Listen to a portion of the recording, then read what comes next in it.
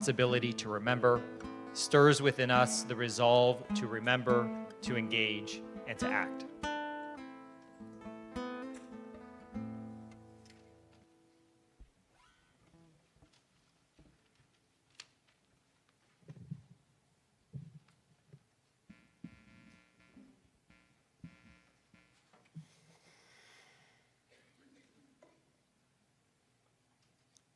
We were not there. We did not experience or suffer it. And yet we take upon ourselves the responsibility to remember and the commitment to remember responsibly. Even if I have no words and you have few, whether we are far away or near, whether we are close kin of theirs or distant, we assemble a place within ourselves, among ourselves, a meeting place, a convergence of memories. We are present now. We were not there, and yet.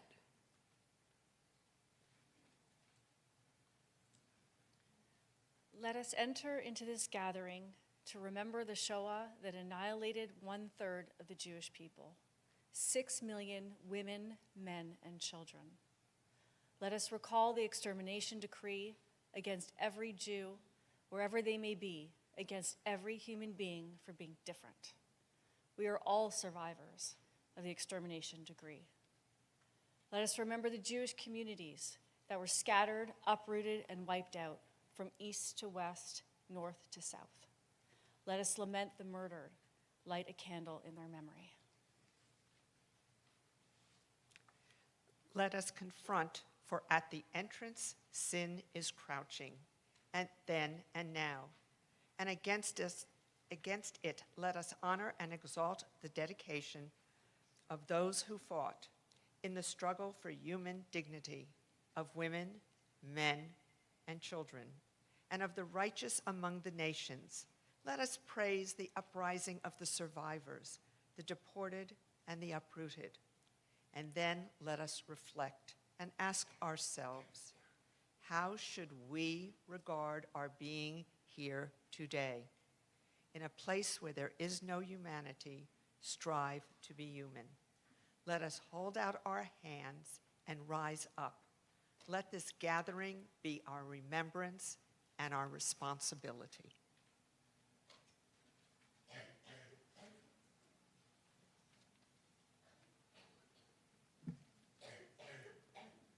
Our observance of Yom Hashoah V'Gvura this year is uniquely shadowed by the horrors perpetuated by Hamas on October 7th and the continuing captivity of 59 of our brothers and sisters, our brothers now, in Gaza for 565 days.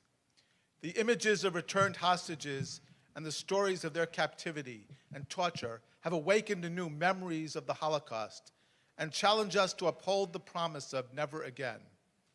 We are blessed to be able to gather together tonight, but we know that we are incomplete as long as we are not all home with our families.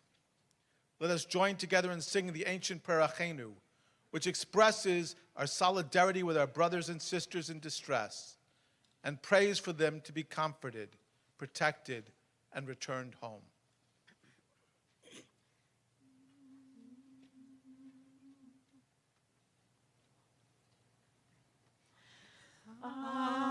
Achenu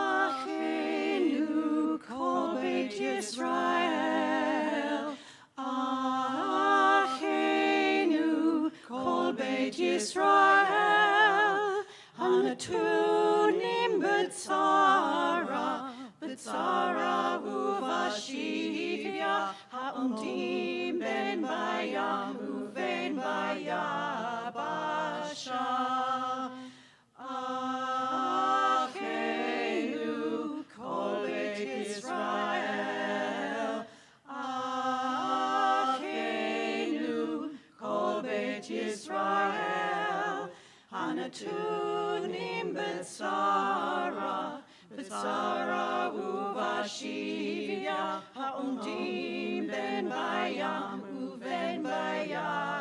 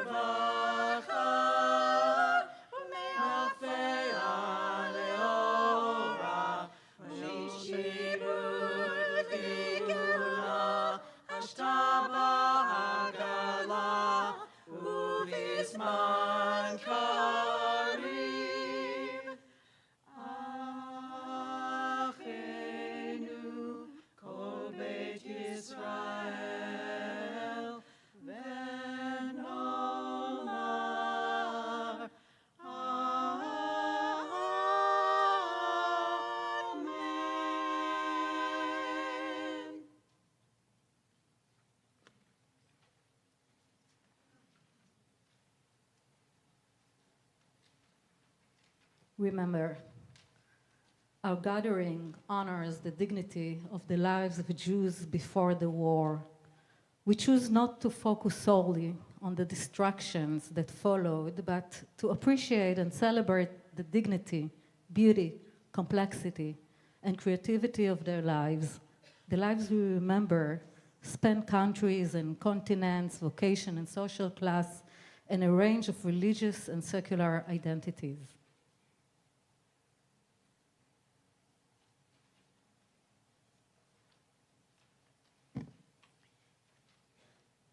The age of the Holocaust survivors is drawing to a close.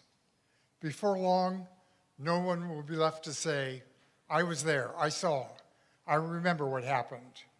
All that will be left will be the books of research and literature, pictures and films, and archives of testimonies. This will be a new era.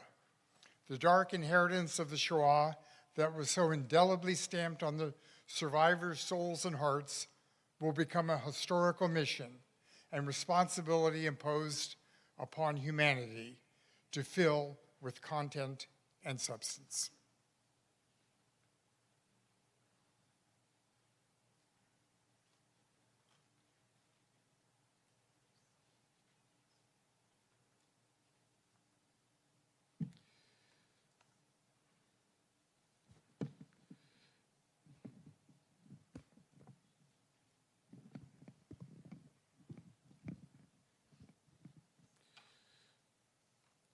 I remember the fathers and mothers, women, men, and children, speakers of all languages and dialects, who built their lives over hundreds of years, lives of faith and commandments, lives of Torah study, lives of poetry and tradition, lives of song and festive meals, lives of mutual responsibility and aid, lives of finance and work, lives of science and art, lives of societal improvement, light of courageousness and creativity, lives of prayer for Zion.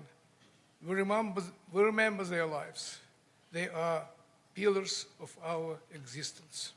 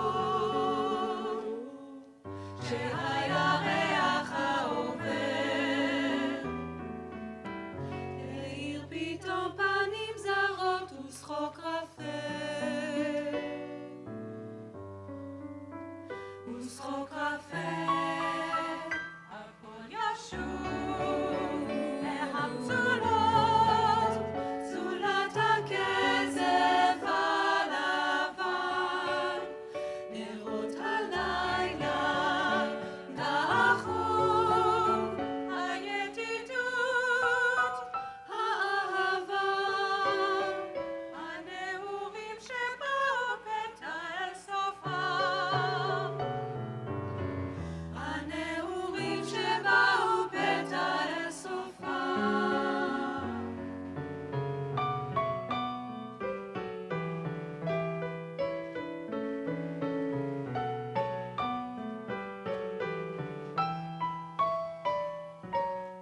היו שם כוחיות ריקות שנהמו קינה של ים, ובית עלמין על הגבעות, ושניים שחלפו דומם בין החצה והגברים והשקמה, והשקמה, הכל ישוב למצולות, צולת הקצף הלבן, נרות הלילה דחו, הידידות, האהבה, הנעורים שבאו פתע אל סופם, הנעורים שבאו פתע.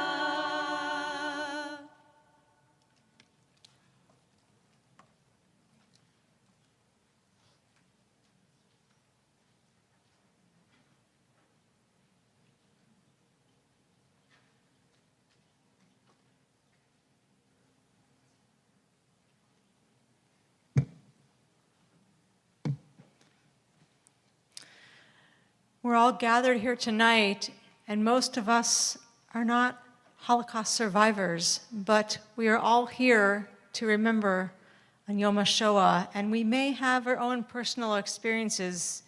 Maybe we're children of a survivor, or a grandchild, or a relative, or a friend, or maybe we met a survivor at a program in our school or our synagogue, or we're learning more tonight. But there are so many reasons that bring each of us here tonight to remember. And so I'd like to invite you to take a few minutes right now, turn to somebody sitting next to you and share your family name or names, where your family comes from, and how did you come to be here tonight?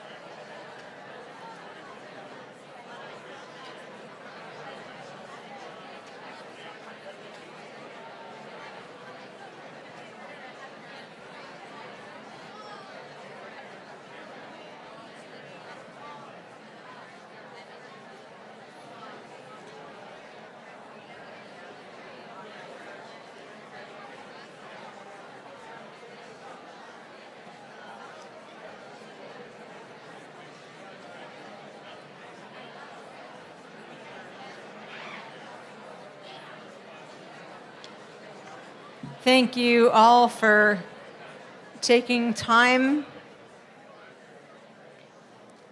Thank you for sharing your stories, sharing some of your own history, your own connections to what brings you here tonight, and to get to learn from the people next to you.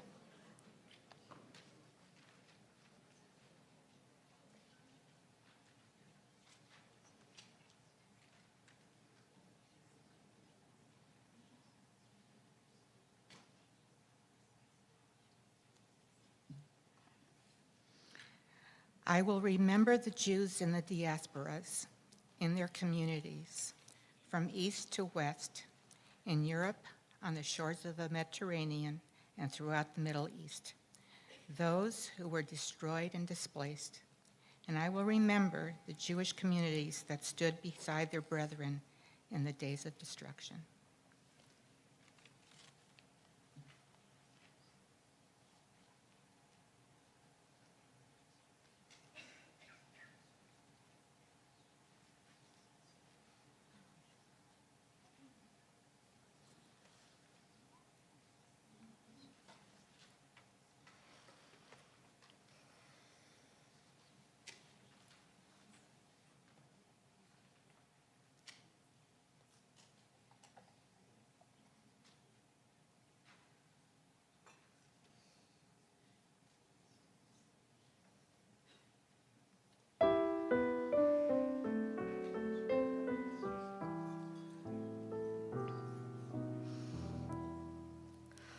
Oifen pripechek brennt auf Feierol und in Stub ist heiß und der Rebbe lernt kleine Kinderlach dem Aleph Beis und der Rebbe lernt kleine Kinderlach dem Aleph Beis. Zetsche Kinderlach, gedenksche Teire, was ihr lernt do. Satsche noch einmal und Tage noch einmal, kommet's Aleph O. Satsche noch einmal und Tage noch einmal, kommet's Aleph O. By the fireside where the embers glow through the wintry days, there the teacher softly with the little ones chants the Aleph Beis. There the teacher softly with the little ones chants the Aleph Beis.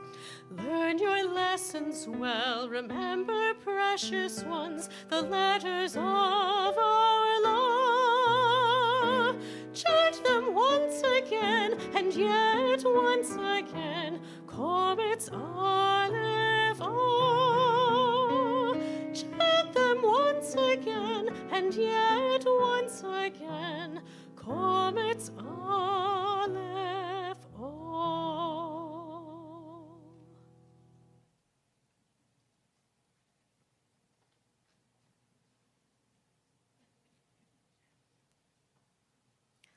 Lament. We mourn our indescribable collective and personal losses through song, reading, personal memories, and prayer.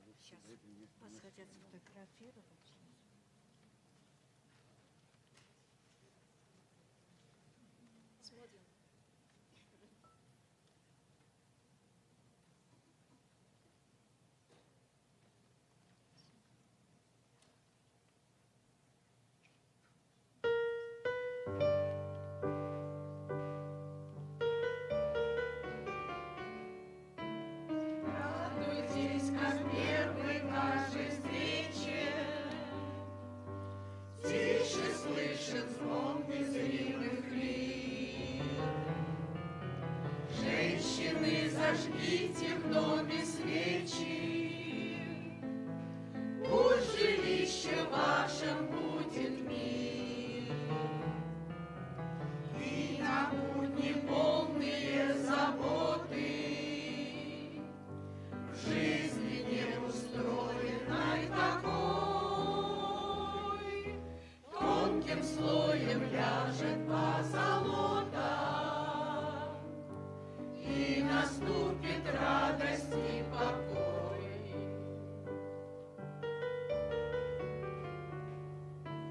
Прекратим на сутки мельтешения, остановим бег, уймем езду, и, забыв невзгоды и решения, тихо встретим первую звезду. Если наша жизнь дает нам что-то, бережливой щедрости своей, это праздник отдыха, суббота, проблеск света среди серых дней.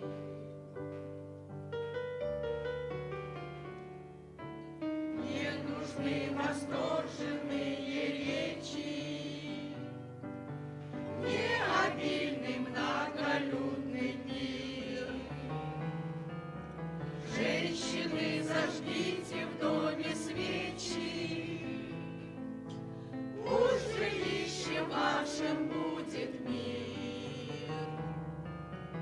Не грусти на жизненном изломе, слышишь звуки жизни, звуки лир. Женщины, зажгите свечи в доме, пусть жилище вашем будет мир.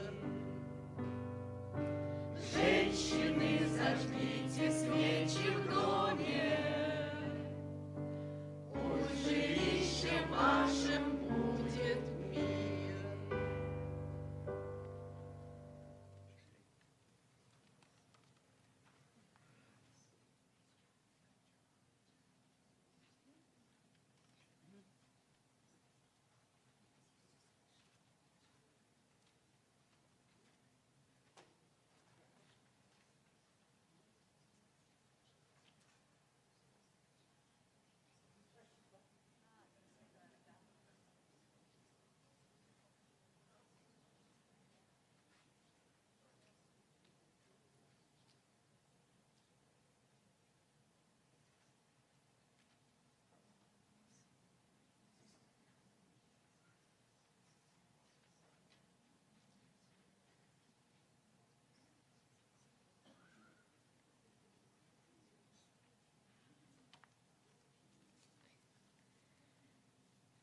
Even if I have no words and you have few, or each falling short in our language stammering, we awaken the memory of an ocean of indescribable torments, mankind's most enormous slaughter, with the very muteness of our lips and with a sadness that transcends language.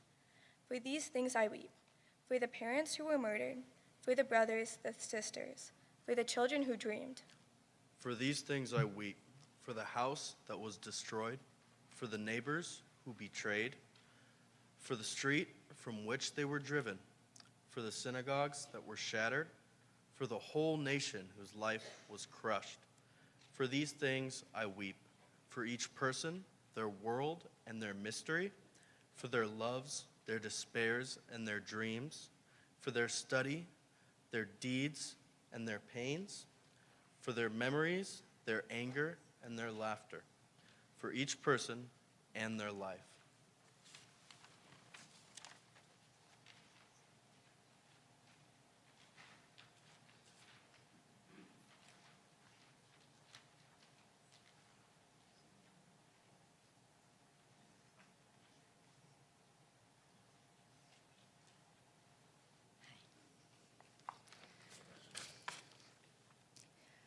What does a father say to the children he's putting on a train, bound for who knows where? What reasons does he give to his 3 sons? The oldest one, my father, age 14, already a big boy, a bar mitzvah, and his younger twin brothers, only 11. How does he tell them that he doesn't know where they're going, how long they'll be there, or why they're going at all? He smiles, he reassures, he tries to explain the inexplicable.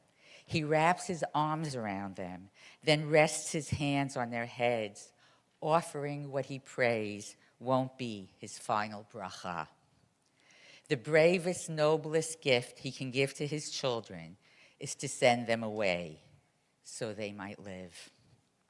And those boys, left on their own, allowed to live only because of the kindness of strangers, appalled by the Kristallnacht atrocities, what kind of lives would they have? What sort of men would they grow into? My father kept a letter he received from his father when he was alone in Manchester, separated from his brothers. When my siblings and I read that letter after our father's death, it felt familiar. This letter from the grandfather we'd never met spoke to each of us because we heard our father's voice in it. This was the legacy our grandfather left to his sons, a legacy no Nazi could destroy, the legacy that first restores and then reinforces our humanity, persevering through every generation, confronting those enemies who are omdim aleinu l'chalotenu. So what did he say? My dear Avramela, my dear child, remember, harodef achar hakavod, hakavod boreach mimenu. Seek honor, and it will shun you. Don't let it bother you if where you go to eat or sleep, you are not presented with any special kavod, respect. Hashem, the Kadosh Baruch Hu, arranges things for a reason, and you should draw a lesson out of everything. My child, one day you will be a big osher, and strangers will sit as guests at your table, and you'll remember you were once a guest in a strange place and wished for a friendly face. You will provide that face. You will be makabel et kol adam b'sever panim yafot. Be practical, my child. Perhaps find some work. You will gain doubly from it. You will be able to eat what you want, and what will taste best is that you won't be dependent on others for it. But don't forgo your learning. Torah im derech eretz. Honorable behavior is the way to apply your Torah. Find yourself a friend whom you can learn with and perhaps play chess. Drop us a note. It doesn't have to be a whole letter. Rather write a little today, tomorrow, when something comes up, and so on, until you reach an end. Kisses from your ever-loving Papa. My father never learned what happened to his father. The father who, even as his world was falling apart, reminded his son to be kind, respectful, practical, resourceful, and accountable. To make good friends, to always keep learning from events and books, and to never turn away from the Torah.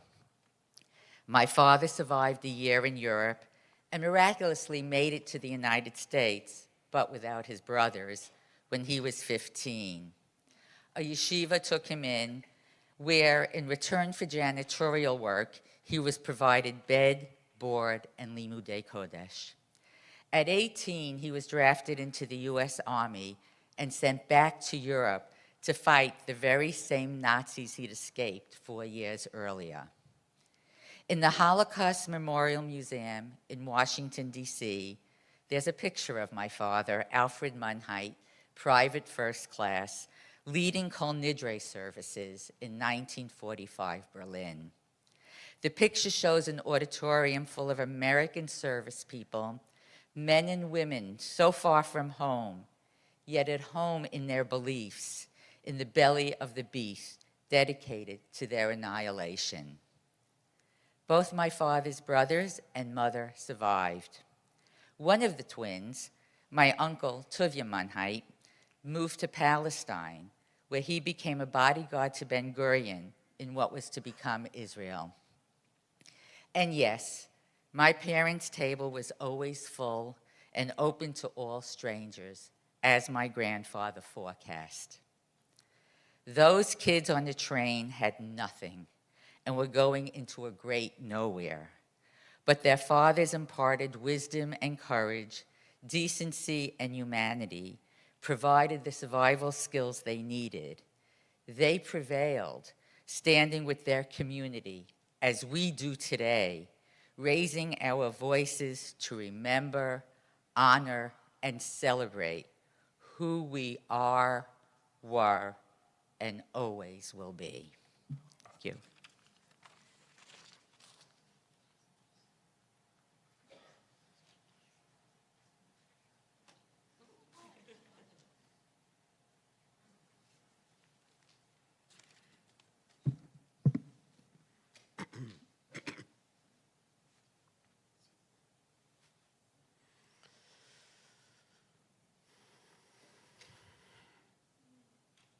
There's something powerful about lighting a memorial candle. Symbolically, the candle's flame represents the human soul. Mishle, the book of Proverbs, teaches us, Ner Adonai nishmat adam, chofesh kol hadrei vaten. The life breath of a human is the lamp of Adonai, revealing all the inmost parts. Let us now think of those we have lost. I invite anyone forward to light a candle and to recite a name of a person, family, community, village into the microphone.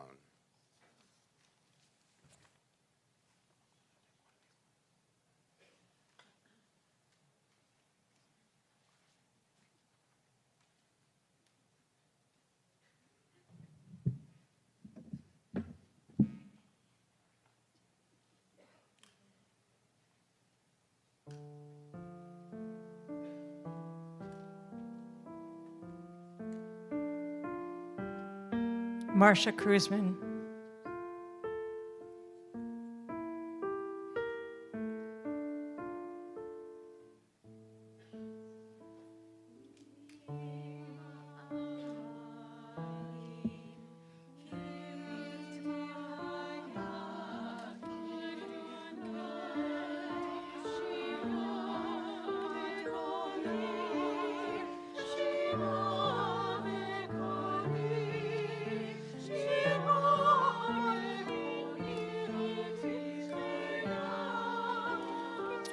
Hanya White, Adela Kupferman, and 45 members of the Ziffer family.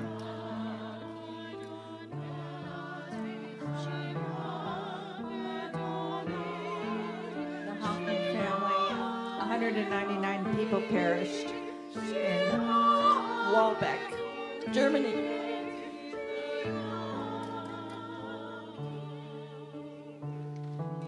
For my mother, Chaya Helen Chopnik, my father, Michael Chopnik, Anya, all survivors of the concentration camps, and the memory of our blessed son.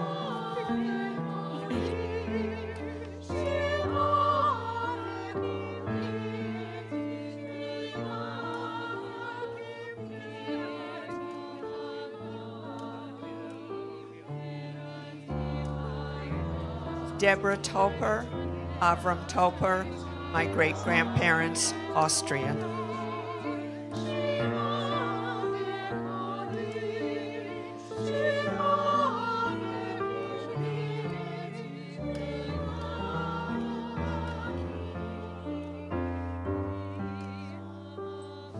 The entire Lubetsky family,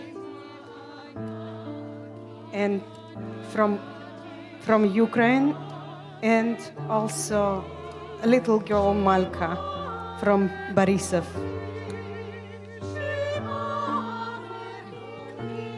Steinweg family.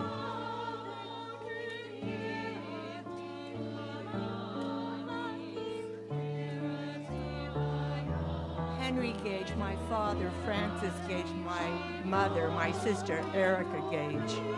They were Polish Jews.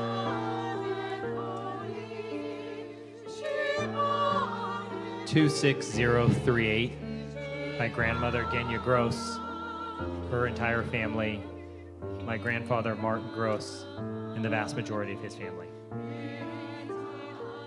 Moshe Rosenfeld, Zichrono Livracha, my father who survived the Holocaust, and to the memory of his brother, sister, and mother who were murdered in Auschwitz from Satumari.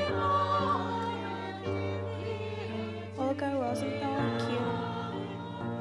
The Hertz family and the Levi family. My grandfather, Avraham Chachamu, and his wife, Giselle Chachamu, and for my mother who survived the Holocaust, Ephraim Shapira.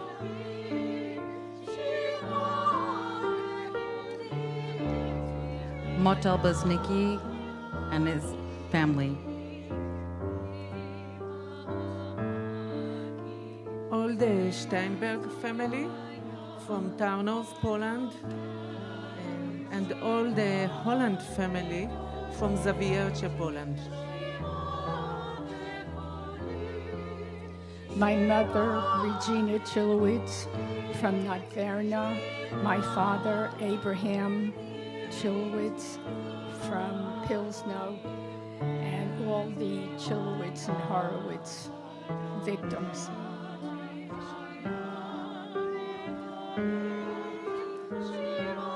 The Bamberger family, the Intrator family, and the Stone family.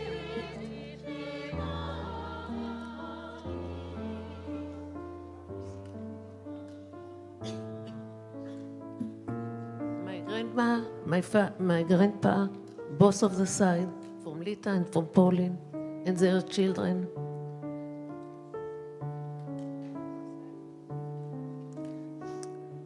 My grandpa, survivor David Weisbord, and his entire family, the Weisbord family, who were murdered.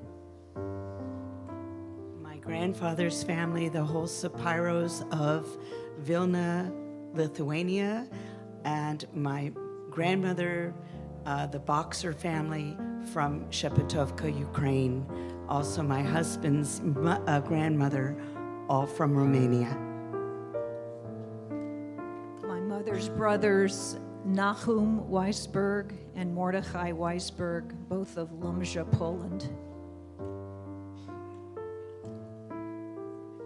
My grandfather and grandmother, Bo Humel and Helena Pakowski of Prague, Czechoslovakia. The Sandler family from Danzig and the Baltzon family from Kishinev. Grandfather during war.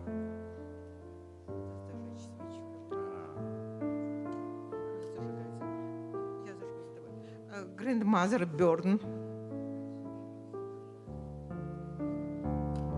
My family from Nishelsk, Poland.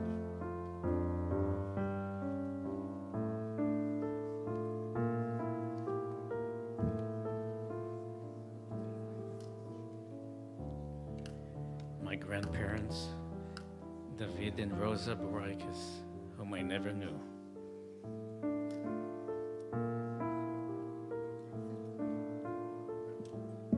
All four of my grandparents, Aaron and Rivka Naiman from Szczecin, Poland, and the Kowalski family from Vilna, and my mother's 5 brothers, and all my parents' other siblings. For my parents, Henry and Thea Estreicher. For my uncles, for my aunts, the Estreicher family, the Mitlas family, the Cohens and the Wolves. For the Greenberg family and the Zilberman family. כל משפחתנו הענפה שנספו בפולין.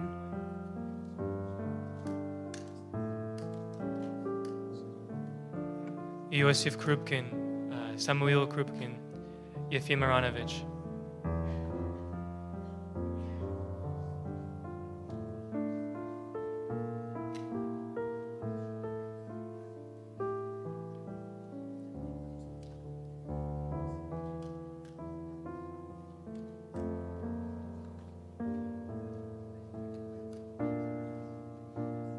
both my grandparents, from Kiev, Ukraine, Mikhail Kedar, Bella Krupnik, my great-grandparents, Isaac Kedar, and Lisa Gottfried from Ukraine. For my grandparents, Shula Cohen and Yaakov Drori.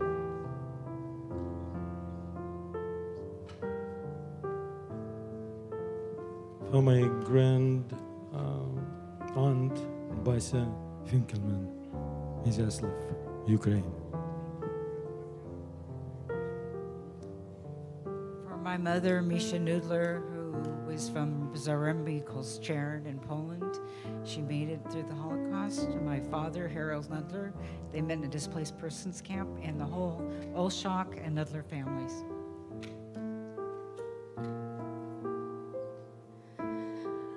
For my grandmother's 8 siblings, the Burnsway, the Davidovitzes, the Gafters.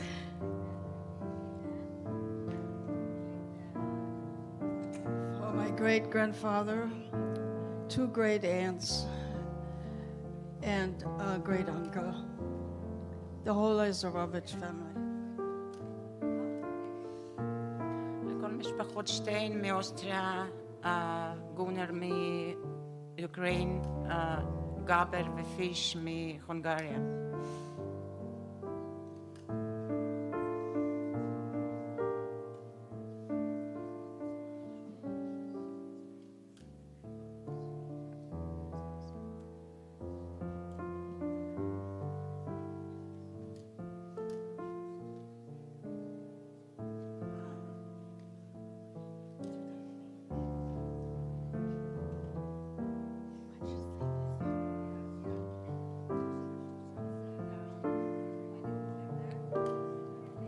For my dear friend, Judith, Safta, JC, Corso.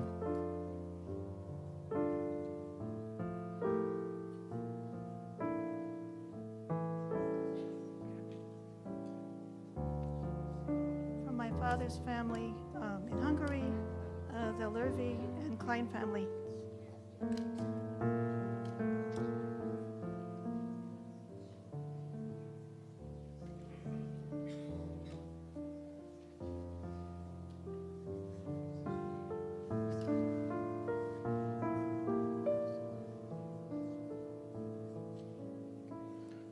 For my grandparents, Bella and Zvi Mandel, who survived as part of the Schindler List, and their elder son, Joseph Mandel, who didn't survive. The Stopnitsky family.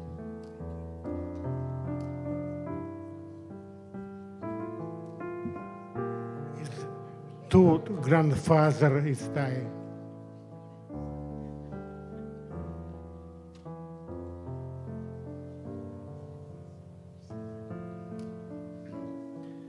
Davidovich family in Romania, and my wife's family in Slovakia, the Kirkesh family.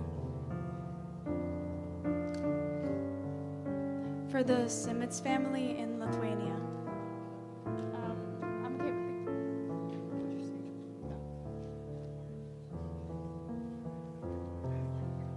My grandfather, Morris Penzak's family, and my grandmother, Esther Janowski's family.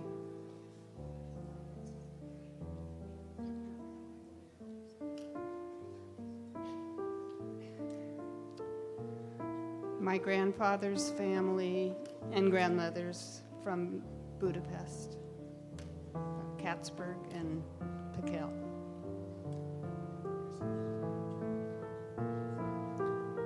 My grandparents from Vienna, and my mom who survived, but she passed away. But she was almost 98. My grandmother and grandfather's family, the Hochsters, also from Roth, Germany, where they lived. The families Roth, Stern, Bergstein, Nathan, and Roth. Cronenberg and Scharf families from Poland.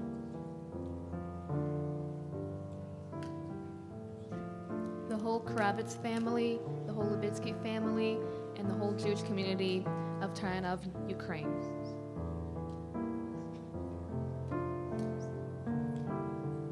For Sitinsky family killed in Babi Yar, Ukraine.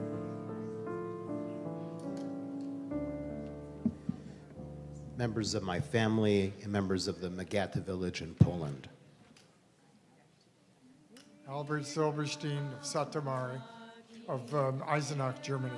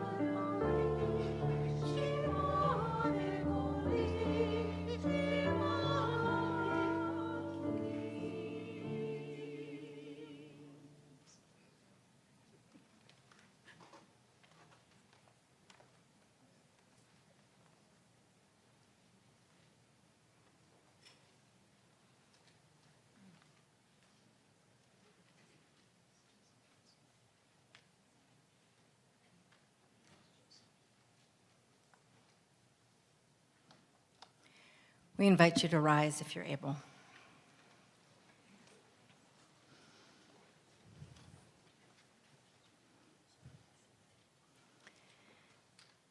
El male rachamim, shochen b'miromim, hamtzei menucha nechona, tachat kanfei hashechina. במעלות קדושים וטהורים, כזוהר כי המזהירים. את נשמות 6 מיליון אחינו ואחיותינו, שנהרגו על קידוש השם. בעל הרחמים יסתירם, בסתר כנפיו לעולמים, ויצרור בצבא החיים את נשמתם, אדוני הוא נחלתם.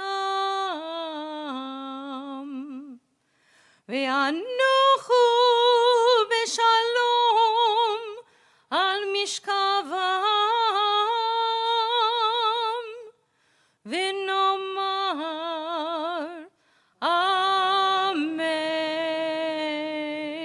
Amen.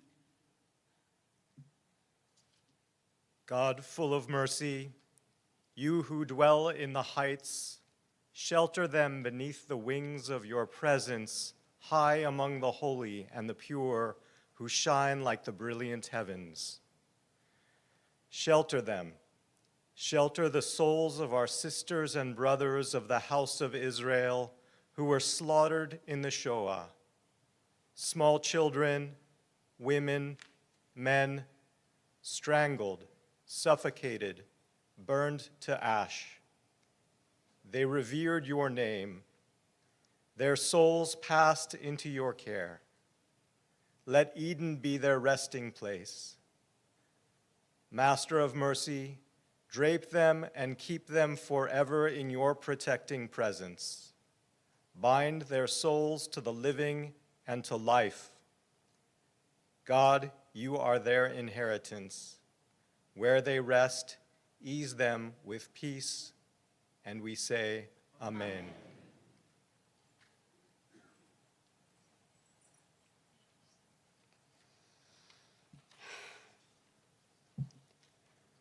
התגדל, ויתקדש שמי רבה. בעלמא דברה חירותי וימליך מלכותי, בחייכון וביומכון, ובחיי דכל בית ישראל, בעגלה ובזמן קריב, ואמרו אמן. יהיה שמי רבה מברך לעולם ולעלמי עלמיה, יתברך וישתבח ויתפאר ויתרומם ויתנשא ויתהדר ויתעלה ויתעלה.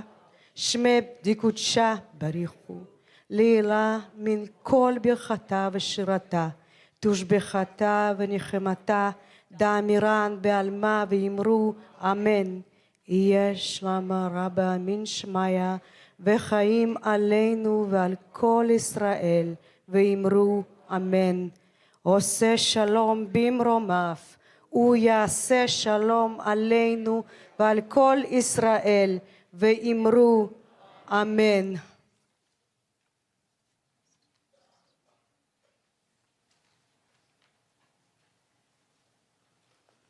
You may sit down. Confront. In this section, we confront the challenge of the human capacity to do evil. Let us reflect on the evil perpetrated during the Shoah and how this obligates us.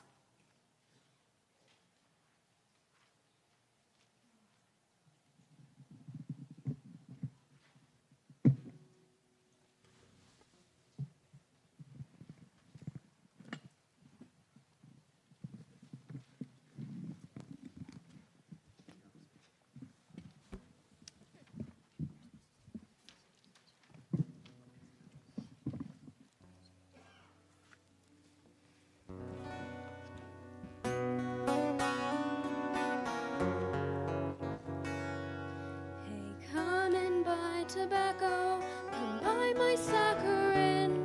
These days the stuff is selling cheap as dirt. A life for just a penny, 1 cent is what I earn. About the ghetto peddler, have you heard? Gees Yisrolik, ich bin das Kind von Ghetto. Gees Yisrolik, heb je die keer jong. Hoş verblieben, golden netto, der lang ist als noch, als Wische und Azul. A coat without a collar, a shirt made from a sack. I have galoshes, haven't got the shoes. Whoever finds this funny, whoever dares to laugh, I'll show them that I'm not one to abuse. Gees Yisrolik, ich bin das Kind vom Ghetto. Gees Yisrolik, heb je dikker jong. Hoş verblieben, golden netto, der lang ist als noch, als Wische und Azul. Don't think the gutters spawned me, don't think I have no claim. A mother and a father love me too. Both were taken from me, it's useless to complain. But like the wind, I'm lonely, it is true. I'm called Yisrolik, and when no one is looking from my eyes, I wipe away a tear. But this anguish is not for speaking. Why remember how much can one heart bear?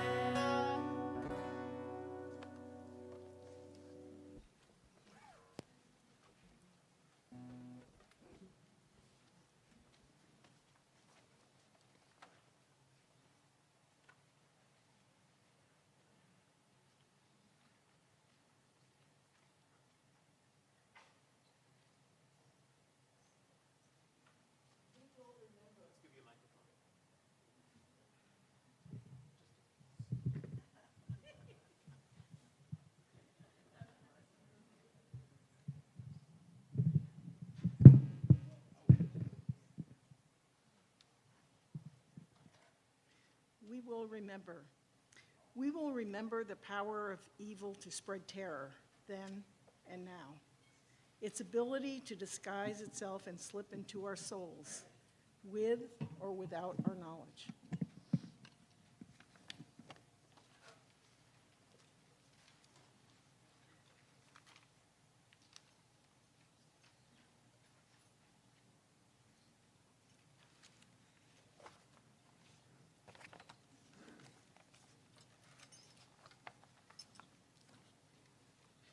You'll see on the picture there the family of my father, Isaac Kowalski. The last picture that was taken, and the only reason that it survived is because my father, who was in the upper right, had this picture sent to his oldest brother, who was in Switzerland in medical school.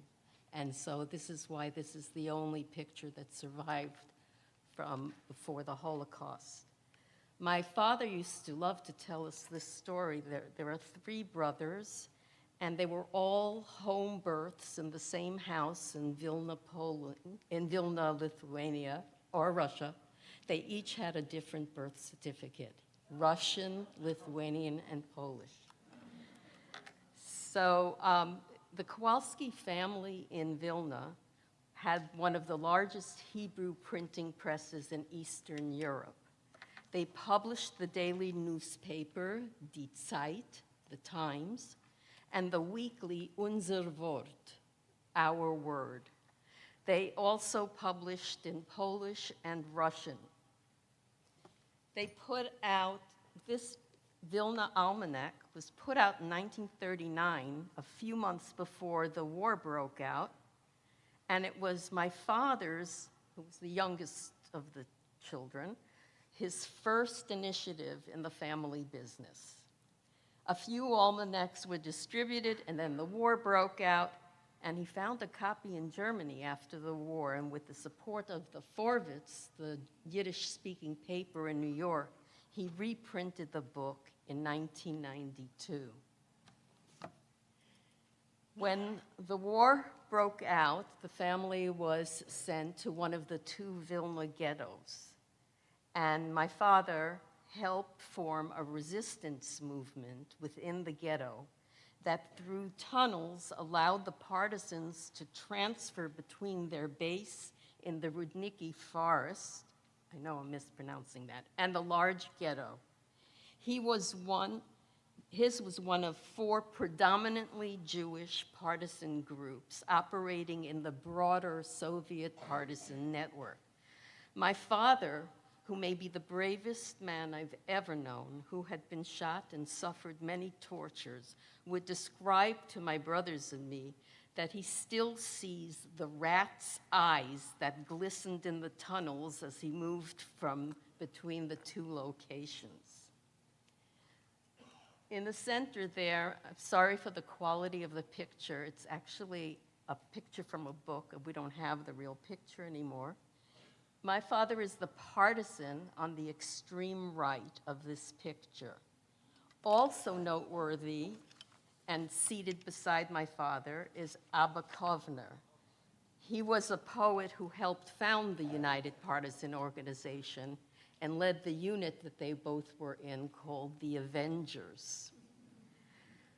My father managed to be the only Jew who was allowed to work outside the ghetto in the German-Lithuanian language Oshra printing works. One of the owners knew my father to have some printing skill that they needed. While working there, he smuggled out pieces of a printing press and type in his lunchbox.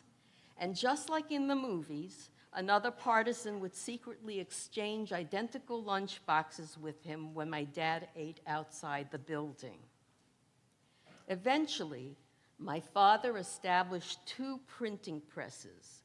One was in the home of the Przewalskis, a non-Jew and his wife who were allies. He trained them to operate the press and print bulletins at night.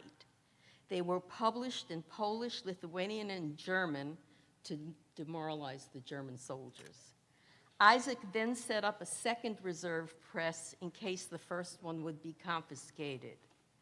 Their messages were to fight the Germans, sabotage, and refuse conscription for labor in Germany. Later, the presses made ration cards to trade for arms for the partisans. The third person to my father's right is Shmerka Kashevjinsky, and he described what would happen. The Nazi leaders would go out in the street in the morning, and they would see the doors covered with placards calling the people not to go back to the dungeons of Germany, but to hide themselves in order to avoid being drafted, and all the call to sabotage and to slow down. Not only were they on the walls, but they found copies in the pockets of their soldiers. Therefore, what you see on the cover of a book I'll tell you about, a secret press in Nazi Europe that he wrote, they had 100,000 Reichsmarks reward for finding my father, dead or alive. So after liberation, Lithuania was liberated by the Russians, but the war was still raging throughout Europe. My father was sent to Italy using journalism credentials. I wonder how he got those. To help their partisan movement.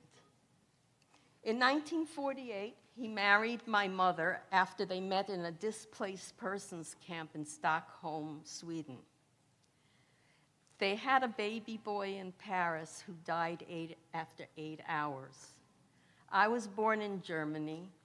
My 2 younger brothers were born in the United States.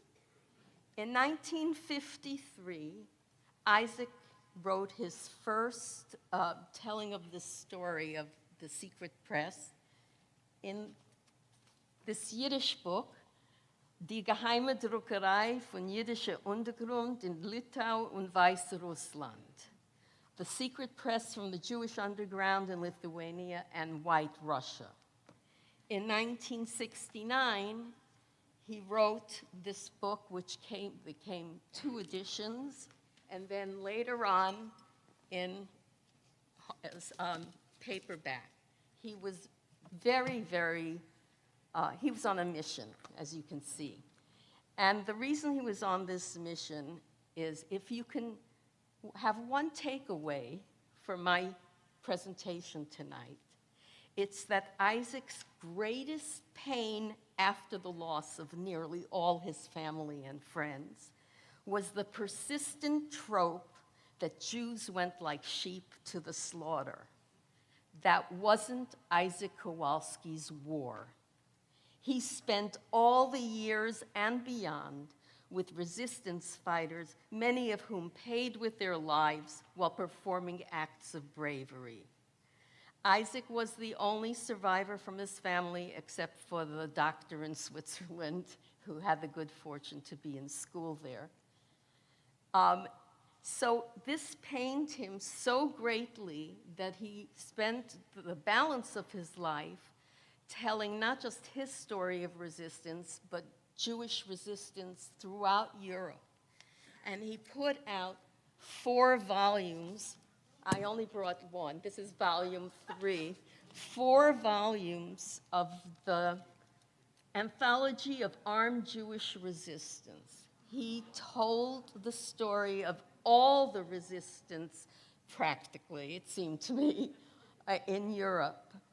And he wanted to make sure that these 4 volumes stand as a testimony to the heroism of the resistors. So during the war years, he fought Nazis and saved fellow Jews. He spent his post-war years challenging an unsupported characterization of weak Jews during the war. So I would like to conclude with the closing paragraph in my father's A Secret Press.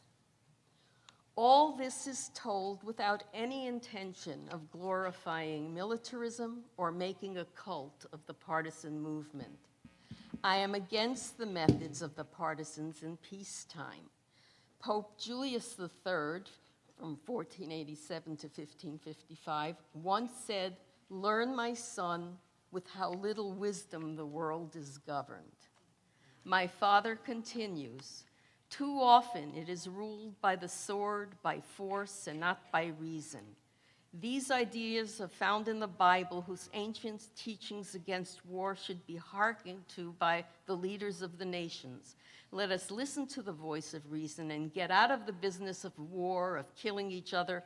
Let us rather work for the betterment of mankind and really beat those swords into plowshares, as our Hebrew prophets have urged."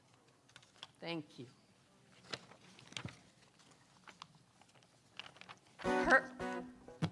Hirsch Glick, a friend of my dad's, wrote a poem on the occasion of the Warsaw Ghetto uprising.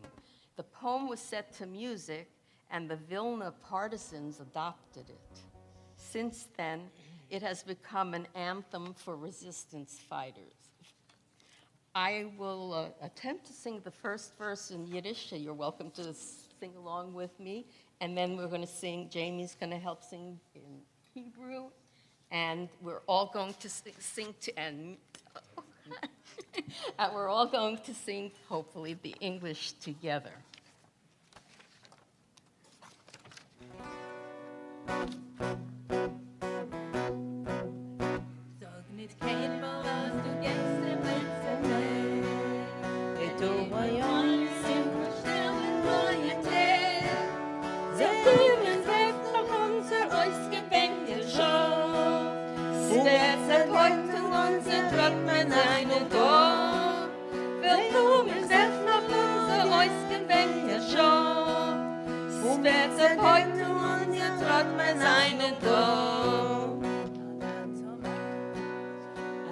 תאמר הנה דרכי האחרונה, את אור היום הסתירו שמי העננה, זה יום נחשפנו לעוד יעל ויבוא, ומצעדנו עוד ירים אנחנו פה, נחשפנו לעוד יעל ויבוא, ומצעדנו עוד ירים אנחנו פה.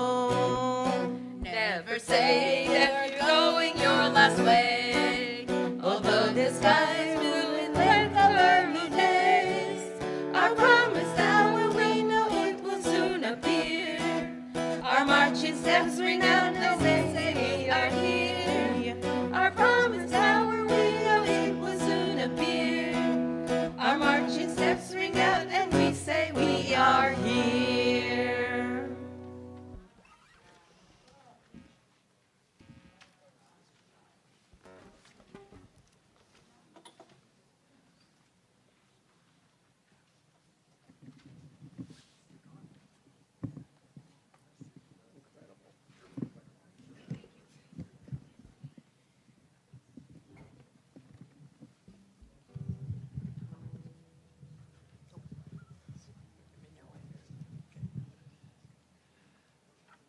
Liberating Buchenwald. We headed for the woods, talking softly to each other, the talk full of wonderment, the hows, the whys. We had no answers. As limited as our combat experience had been, we had seen dead men. We had seen wounded men from both sides with the immediacy of battle, with no time for conjecture. We had done what we could for the wounded, and then we had got on with the job that had to be done. None of us, no one in our company, even amongst those who had been the originals, was prepared for what we were now surrounded by. It was not human. It did not seem real, but it was all too real. It was the only life that some of the prisoners had known for years. Maybe it was all too human. Maybe this is what we are.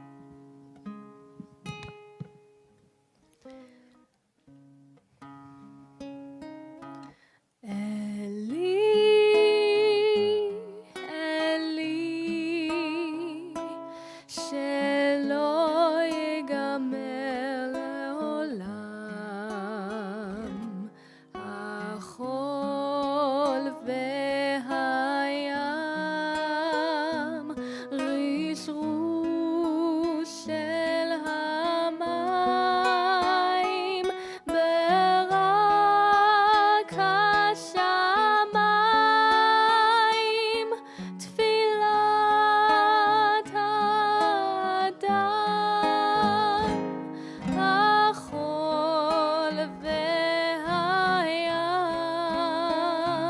רשרוש של המים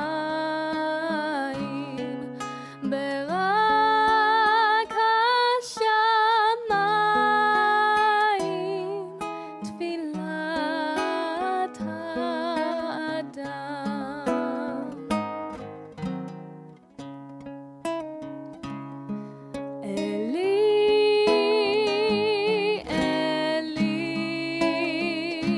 שלא ייגמר לעולם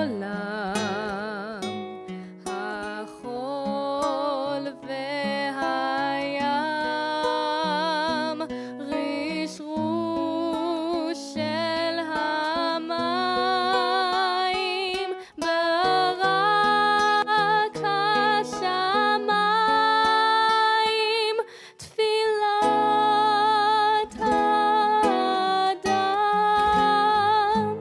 החול והים רשרוש של המים ברק השמיים תפילת האדם.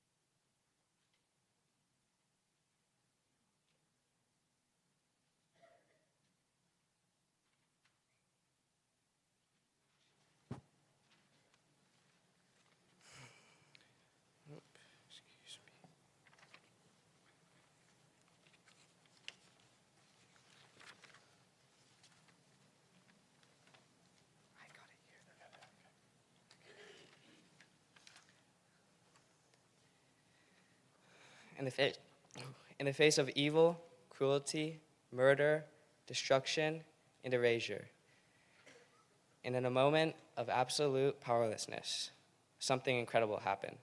Men, women, and children, both Jews and righteous Gentiles, discovered ways to stand up for human dignity.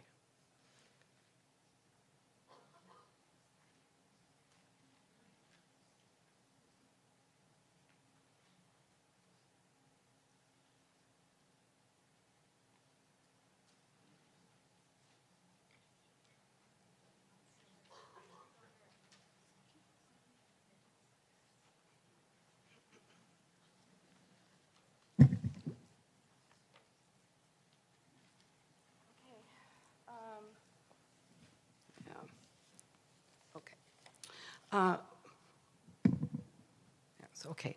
My personal history, Holocaust story, honors my father, a soldier of World War II. He landed with US troops at Anzio, Italy, and liberated Rome 6 months later. He was then stationed at Bari, Italy, where he remained after the war to care for the medical needs of Jewish refugees and to start them on their journey to Israel. This I learned from a British brigade officer, not my father. What he also didn't tell us is that during the previous 3 years, he operated behind enemy lines at great personal risk, where he made dangerous contacts while meticulously documenting the terrain and the Nazi atrocities against our people. I wonder if he knew your father. Seriously. This documentation set the stage for the United States liberation of the death camps. For his service, he earned his US citizenship and received his naturalization papers 25 years after arriving on the shores of this country as an undernourished infant. For his valor, he was highly decorated, but my sons and I recently learned when we contacted the Army about his service, he refused all the Silver Stars and the many honors the US military awarded him. When he returned home to the US, he spent the rest of his life actively working in the Jewish community of Long Beach, California, from co-founding and lay leading his conservative shul, Temple Beth Shalom, to supporting the Long Beach Jewish Federation, Jewish Family Services, Chabad, Israel Bonds, and more. He seemed to be a happy man, but he was deeply troubled by a question that no one could answer to his satisfaction, and he drove all the rabbis in Long Beach crazy. We are obligated to confront and destroy evil, he used to say, but how do we maintain our human dignity when we do so? So this is my father's story. He was born sometime in the winter of 1920 to 21 in a Romanian concentration camp where his family was confined for more than 2 years after escaping Belarus and the Russian pogroms of 1918 to 1921 that ended with over 250,000 people murdered, mostly Jews. His older brother died in the camp of the cold, and his sister from starvation, but he survived after his birth. His parents named him Moshe in the hope that he would lead them to the promised land, which ended up to be Havana, Cuba, when a guard took pity on them and a lot of jewels and helped them escape. The American embassy in Cuba gave them asylum, and eventually they traveled from Tampa, Florida to New York City, where my grandfather, who was a well-known designer and tailor in Pinsk, set up shop in the garment district, got a contract to make US Supreme Court robes, and then designed clothes for his favorite client, Eleanor Roosevelt. But 20 years later, with 2 different birth dates, November 15th and January 15th, my father was so undernourished that the immigration officer who gave them asylum argued with my grandmother as to how old her child was and assigned January 15th as his birth date, even though my grandmother said, no, it's November 15th, which caused a great deal of disturbance throughout his life with Social Security cards, et cetera. And they gave him the name Moshe, and the immigration officer wrote Morris. My father volunteered for the US Army because he wasn't a citizen yet. It wasn't long till his commanders discovered that he was fluent in Yiddish. He never once mentioned to my brother or me that he operated behind enemy lines in the Rhineland. We discovered this in his military papers after he died. When I was 8 or 9, my father showed me the secret annex he had built in our home, just in case. He said, a room that no one would suspect was there. You lock it from the inside, not from the outside. From that room, he brought forth a stack of black and white photographs, horrific pictures of the death camps and everything else he found inside. Well, not inside, but outside. These pictures are now in the Holocaust Memorial Museum. He told me 2 things that day. See what senseless hatred can do. See what evil does. See what the Nazis did to our people. And then he said, what I hate most about the Nazis, more than what they did to us, I hate what they made me do to them. My son in Israel, I was 8. When I was 9, a rabbi held up a picture of Israel. And I said, I'm moving there. And I did 10 years later. My son in Israel, who has worked in counterterrorism and national security for the past 30 years, discovered my father's secret history when he contacted the US Army to find out more information about what my dad was doing. And the Army was waiting for us. And they sent me all the medals and silver stars he earned and refused to accept because of what the Nazis made him do to them. We often think of the heroism of our soldiers then and now who risk their lives to liberate the world of evil people. But how often do we consider the double toll on those who killed to protect us? I'm reminded of the words of Rabbi Jonathan Sachs, whom I had the honor of meeting at my son's wedding. Freedom is not simply the ability to do what we want, it is the ability to do what is right. Let us honor all the soldiers who suffer from doing what is right.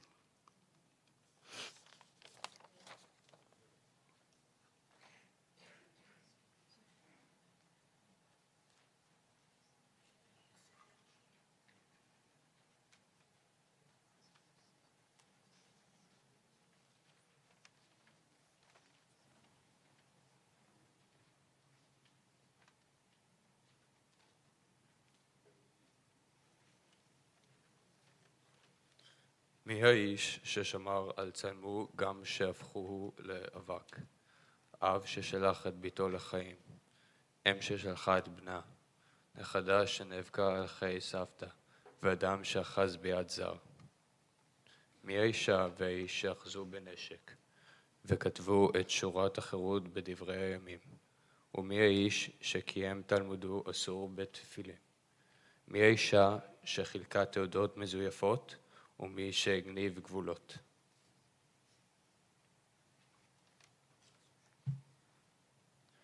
Who is the man who guarded his humanity even when transformed into dust? A father who sent away his daughter to live. A mother who sent away her son. A granddaughter who fought for her grandmother's life. A man who held the hand of a stranger. Who are the woman and man who took up arms and inscribed new lines in the chronicles of freedom? A man who kept his commandments bound in tefillin, a woman who issued forged papers and who stole across borders. מי האיש שכתב וצייר וסיפר וחלם וצילם ותיעד את עדות האדם? מי שצחק ומי שאהב, מי שכתבה מרשמים להשכיח הרעב, מי שחלקו פרוסת לחם, מי האיש שהרים את הנופל במסדר, ומי שסיימה את משחת העבדות של שכנתה, מי שאמרו מילה של עידוד, ואלו שבשעת בין הערבים, בצל השרפות, היו עומדים לתפילה ושרים.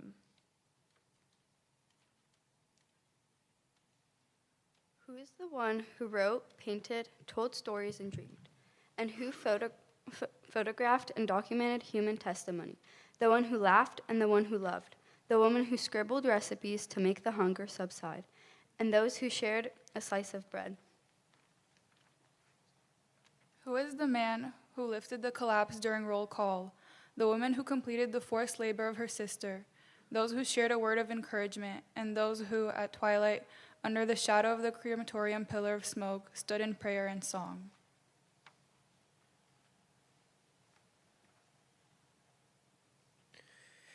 מי הילדים ששיחקו וחלמו, וכתבו שיריהם בין גדרות, ומי לא משה ידו מידם, גם בלכתם אל מותם? מי האיש, האישה, הילד והזקנה, שקידשו צלם אדם?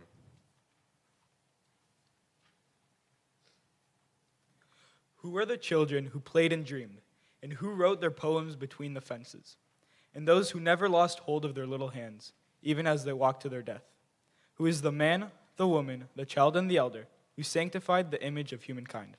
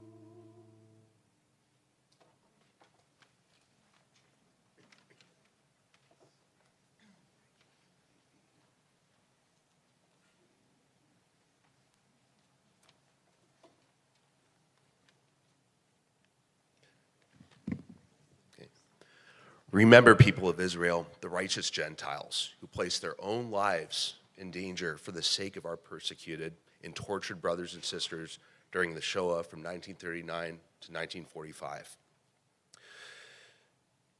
and who were as shining stars in the overwhelming darkness of evil. Those who spoke out at a time of silence, those who offered sanctuary and a lease on life in the eye of the murderous storm, those who supported those who were failing and extended a helping hand, food and clothing, who answered the cry of men, women, and children, men and women, workers of the land and city dwellers, of humble standing and of high rank, people of faith and conscience.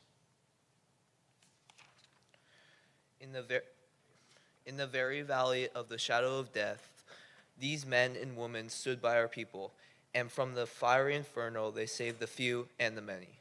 They kept the beacon of humanity alight when all around them humanity dimmed. Remember, people of Israel, their grandness of spirit, their heroism, and their pure hearts. May God bind their souls in the bond of life, and may it come to pass as it was written. As the whirlwind passes, so is the wicked no more, but the righteous is an everlasting foundation.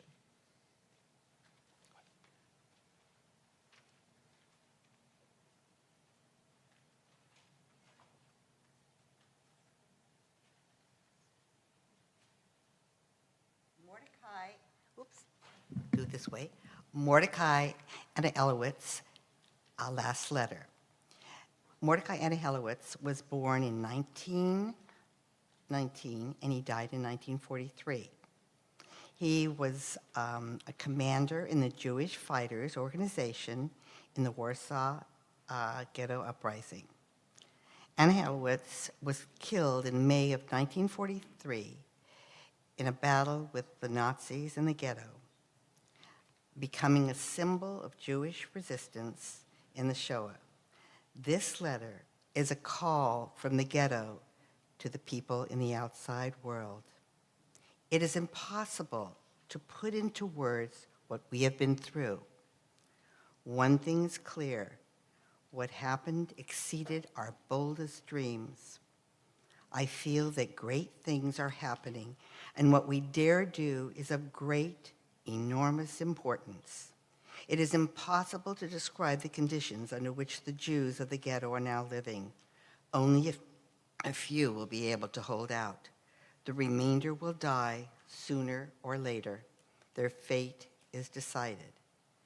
With the aid of our transmitter, we heard the marvelous report of our fighting by the Shavit radio station. The fact that we are remembered beyond the ghetto walls encourages us in our struggle. Peace go with you, my friend. Perhaps we may meet again. The dream of my life has risen to become fact. Self-defense in the ghetto will have been a reality. Jewish armed resistance and revenge are facts. I have been a witness to the magnificent, heroic fighting of Jewish men in battle.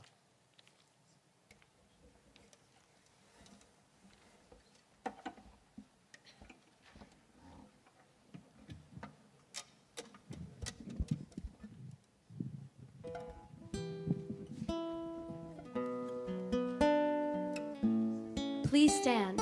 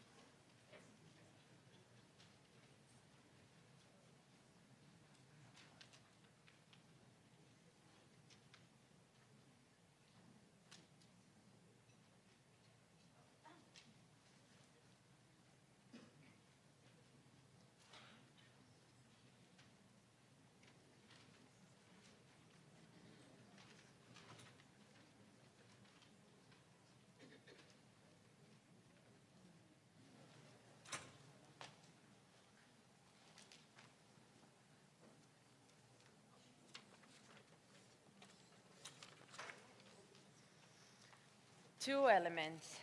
Two elements are inextricably interwoven within the Jewish tradition, Zachor and Shamor, remembering and guarding. We call upon these elements as we commemorate the Shoah. Zachor, what is the nature of our responsibility to remember? Shamor, what does the memory of the Shoah call us to do?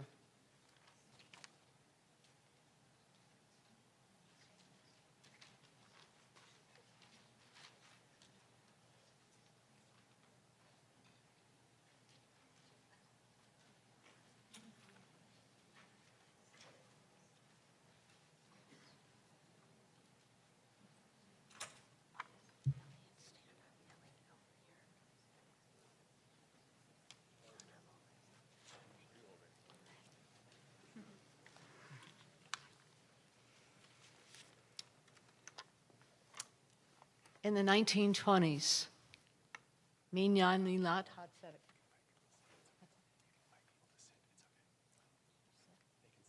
Oh, you can sit down. I just heard from him.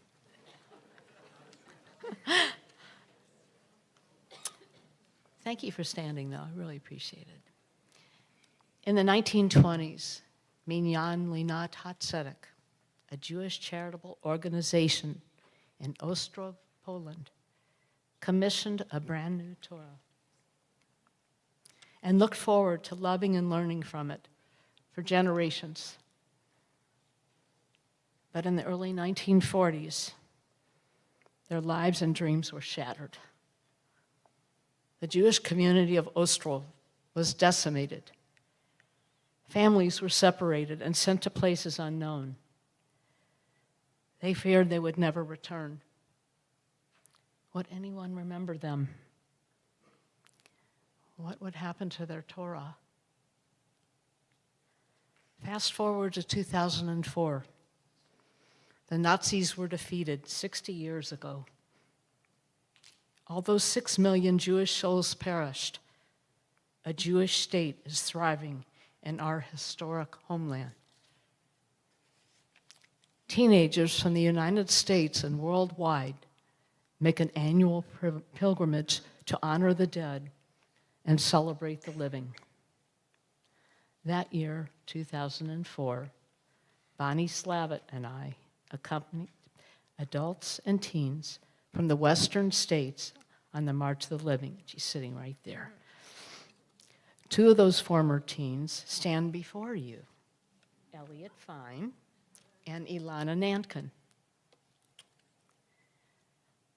In Poland, we prayed at mass graves. We visited death camps and stepped into gas chambers, bearing witness to the massive Nazi extermination machine. We were surrounded by the residue of evil. But little did we know that a miracle was about to occur.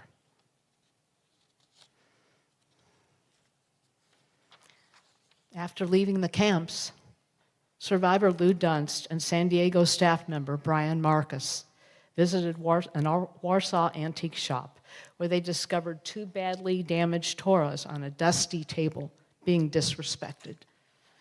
They purchased the scrolls and they brought them onto the buses.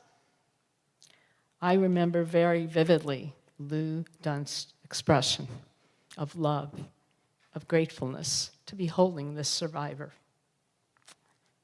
He cradled it, and then he passed it to the teens on the bus to provide them with the honor of holding that survivor. Both Torahs were taken out of Poland and hand-carried to Israel. We were so very grateful to arrive safely in Israel with the Torahs, where they were authenticated by an Israeli sofer. San Diego staff committed to restoring one of the Torahs and offered the other to any participating community. Steve and I purchased this Torah for our community as our community Torah, which it still is. With the help of local Jewish institutions and the generosity of so many individuals, Together, we restored the Torah. And in 2005, 20 years ago, the Torah that Elliot holds before you was welcomed into our community at a Siyum HaTorah. With the assistance of Sofer Atiyah, the Holocaust survivors present inscribed the last letters in the Torah. Many of you were here at that time, I know, and you had parents and relatives who inscribed those last letters. I remember very clearly. Take a closer look at this restored Holocaust Torah, and you will see that the Eitzei Chaim remain damaged, serving as a reminder of what this Torah, and by extension, the Jewish people, endured before it was brought back to life.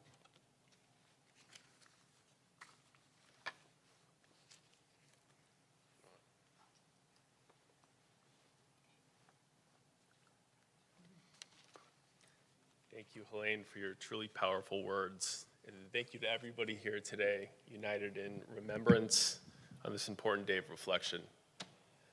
Now, I could go on for hours about the March of the Living and its lasting impact on me, but in the interest of time, I would really just like to zoom in on one truly unforgettable moment that Helene alluded to. Specifically, it was our March of the Living group's very real rescue of this pawned Torah scroll as we traveled from the darkness of Poland to the light and safety of Israel. In revisiting this experience, I could absolutely, to this day, still feel the tension that was flooding the tour bus as we quickly approached the Warsaw International Airport.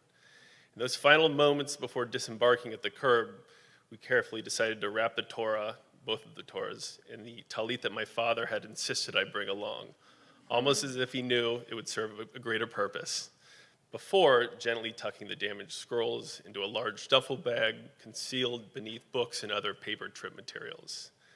Possibly unaware of the potential consequences at the time, the group's actions seemed to be driven by instinct and the impulse to preserve every last bit of evidence that we had encountered while in country.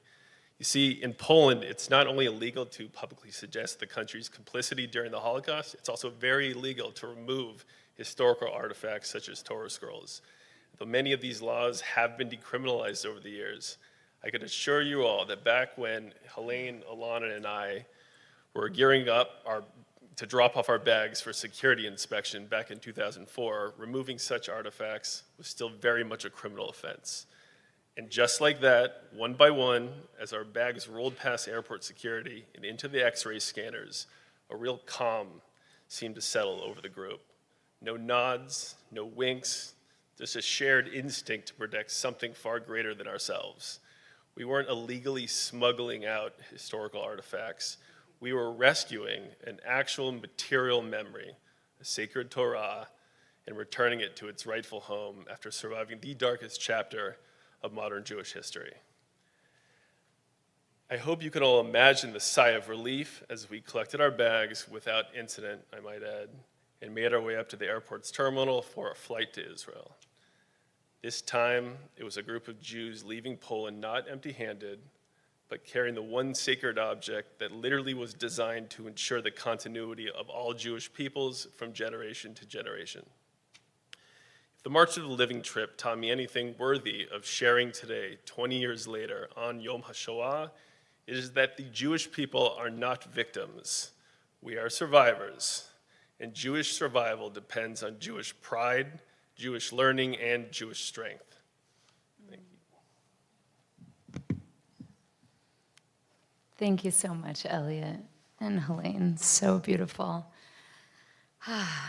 First and foremost, I just feel so honored and privileged that in high school we had the opportunity not only to go on the March of the Living, but also Elliot and I, because of Helene, got to interview Holocaust survivors.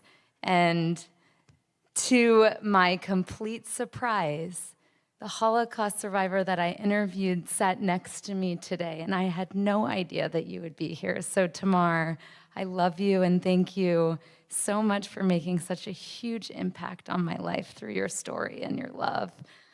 Wow, I can't even begin to express what that means to me to have you here. 22 years later, after you shared who you are with me. So I wanted to share a story that is the most palpable and transformative experience from the March of the Living, which was our experience at the concentration camp Majdanek. This was one of, if not the only concentration camp in Poland that was left completely undestroyed, exactly as it was from the Holocaust. And so all of us together, alongside Holocaust survivors who had literally survived that camp, walked through the gas chambers, into the barracks, and at the very end of the camp, there was this enormous dome. I see Bonnie nodding. It was as big as this room, if not bigger. And inside it, we walked up, and I just saw what looked like sand and rocks, and I was like, what is this? And it was the ashes and bones of 235,000 Holocaust victims who had lost their lives there. And just a couple of days ago, I found a folder, my March of the Living folder from 21 years ago, and I saw the journal that I wrote. I haven't seen this since I wrote this. And I went back to the page that said, "We're in Majdanek." I just wanted to read you a little piece. I was at the time when I was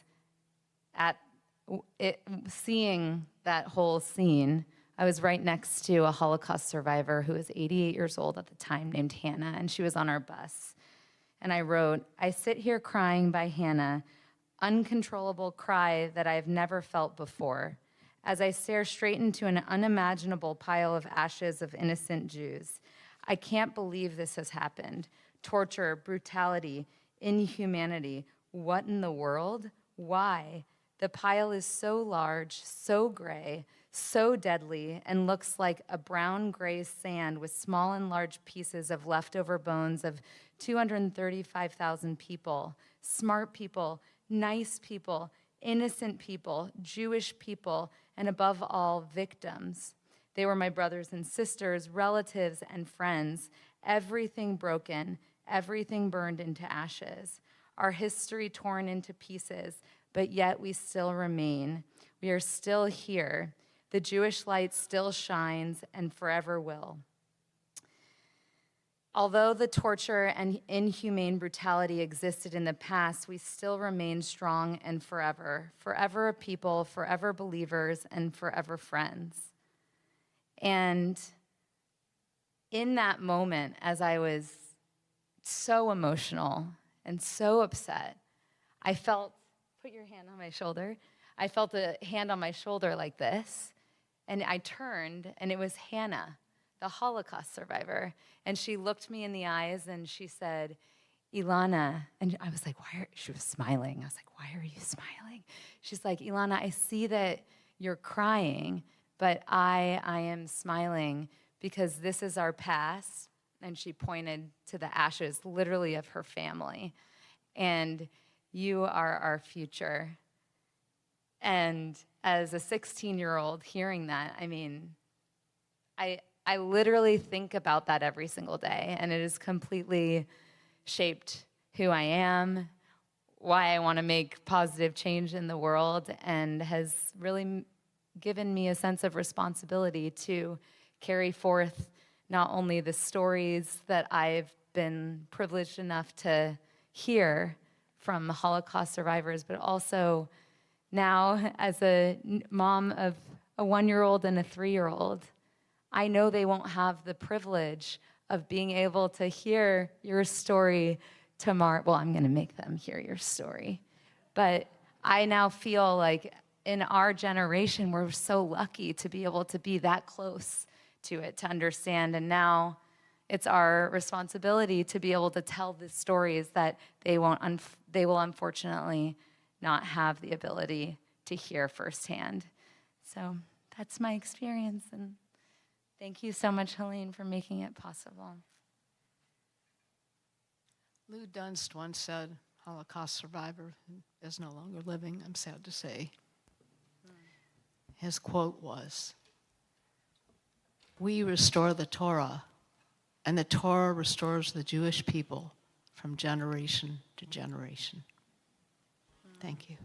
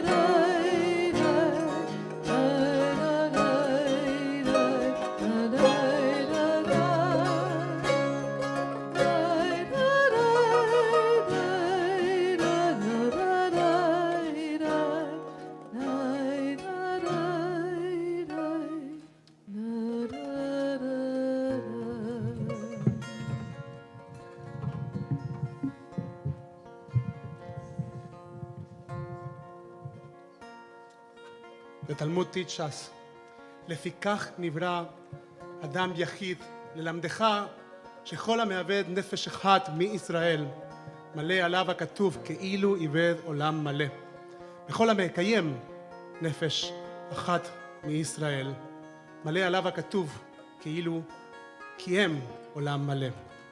The human was created as a unique being in the world to teach that one who destroys a single soul has destroyed an entire world. and one who saves a single soul has saved an entire world. Please rise. We entered, we remembered, we lamented, we confronted, we honored, we reflected. Let us say the blessing that we conclude, that will conclude this Hitkansut for Yom HaShoah, this gathering for Yom HaShoah together. Please join me. Baruch Ata Adonai Eloheinu melech haolam yotzer ha'adam. Tama Hitkansut Yom HaShoah ve'hagvura be'adam. Blessed are you, God, ruler of the universe, who created humanity. Here ends our gathering, our Hitkansut, for the remembrance of the Holocaust and the heroism and our affirmation of dignity of human life.